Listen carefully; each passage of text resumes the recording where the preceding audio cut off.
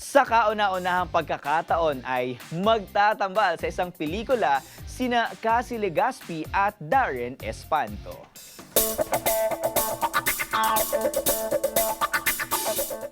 Sa romantic comedy movie na When I Met You in Tokyo, makakasama or magkakasama ang Kaz Ren love team sa kanilang kauna-unahang movie project.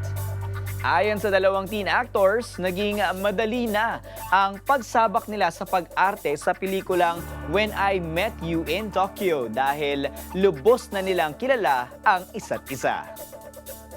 Then masaya po ako kasi it comes off natural on screen. Hindi ako sinasabi na direct kasi it's easier to be able to work with someone na kilala mo na for such a long time. And you know, it makes a big difference when you're comfortable with your partner din on screen. So, ayun, I'm just happy na si Cash po yung kasama ko dito. Yeah.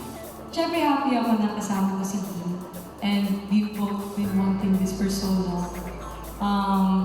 But ayun, sa set, very easygoing and there are times where I've been nervous pero kailangan ko sa help me calm down. And yeah, yun. Parang, I guess for me, this was a different setup for me and Dean. Kasi may acting.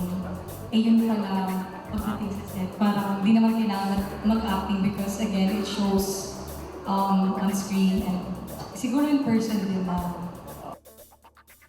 Inahilintulad naman ng star for all seasons na si Miss Vilma Santos ang tambalang Darren at Cassie sa tambalan nila noon ni Mr. Christopher De Leon.